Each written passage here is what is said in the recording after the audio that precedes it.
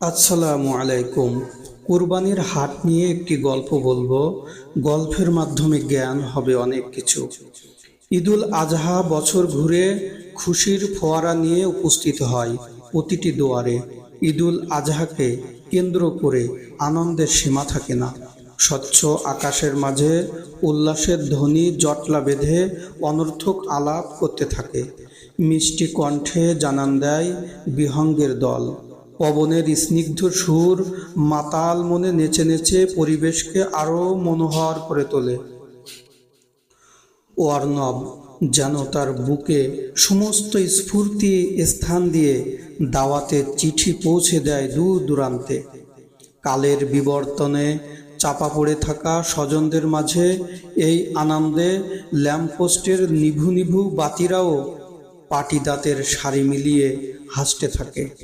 এতে অভিমানীদের গোমড়া মুখে জমে থাকা অভিমানগুলো সেকেলেই ভেঙে যায়। শুরু হয়ে যায় কনিষ্ঠ আঙুলের গিরা ধরে জিলহজ মাসের প্রথমার্ধ গণনা। 1, 2, 3 এভাবে আর মাত্র কয়েকদিন। এভাবেই গাণিতিক নিয়মে গুনতে থাকা হয় অষ্টপ্রহর। মনের মাঝে বিরাজ করে এক মস্ত আনন্দের রাজ্য। অদৃশ্য সেই আনন্দগুলো কতই না মনোহর রূপে সেজে থাকে। তড়িঘড়ির শেষ আসে না ঈদুল আজহাকে ঘিরে। আমাদের স্রোত নরম স্পর্শকাতর হৃদয়ের প্রান্ত ভূমিক শুষ্ক স্থান ঘেঁষে বইতে থাকে।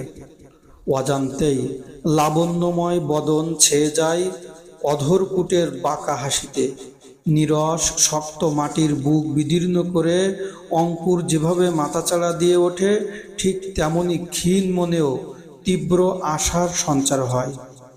কোষ মুক্ত তরবারির সুচালু ধার প্রতিপক্ষকে আঘাত হানার জন্য যেভাবে ক্লান্তিহীন প্রস্তুত থাকে, তার চেয়েও জাঁকজমকপূর্ণভাবে কুরবানি করার ইচ্ছা সতেজভাবে জাগরুক থাকে। পরিবারের সদস্যদের মনে এগুলো ভাবতেই আহ্লাদিত মন বাকবাকুম করে ওঠে। আর যদি কোনো পরিবারে ছোট্ট সোনামণিদের দ্বারা আলোকিত হয়ে থাকে, তাহলে তো তার বাঁধ ভাঙা আনন্দের কথা কলমের নিভে এসে বরফের মতো জমে যায়। তার সীমাহীন আনন্দের কথা যথার্থভাবে ফুটিয়ে তোলা সম্ভবপর হয় না। তাই শুধু সাদা কাগজ কালো দাগে ভরাতে চায় না।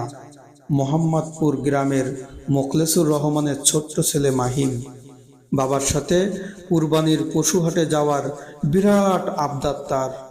শহর শহরতলি উল্লেখযোগ্য নির্ধারিত স্থান ছাড়াও ঈদুল আজহার আগে কম বেশি সর্বত্র পশু হাটের দেখা পাওয়া যায়।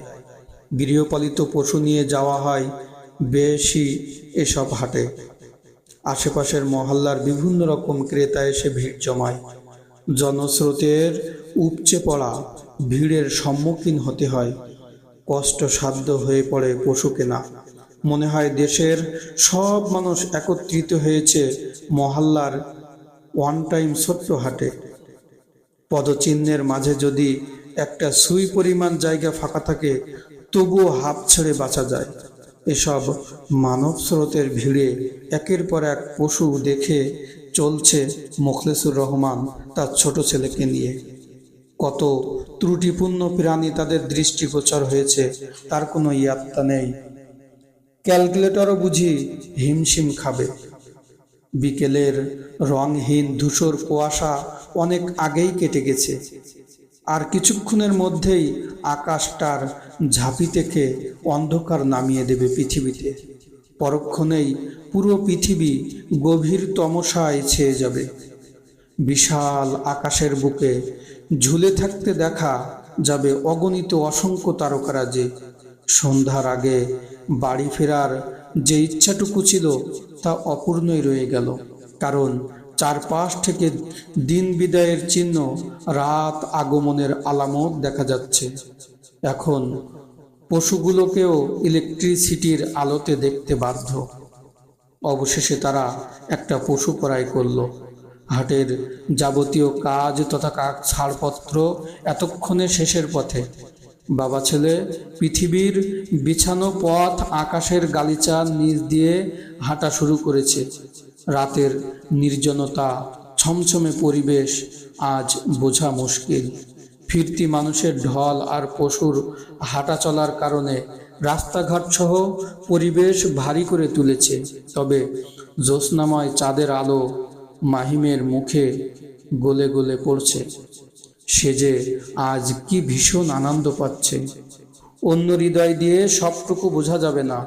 এই নিখুঁত কালো কুচকুচে রাতকে চাঁদ যে ভীষণ পরম আলো দিয়ে আগলে রেখেছে, এটা পথচারীরা খুব ভালোই টের পাচ্ছে। অতি সহজেই এগোনো যাচ্ছে।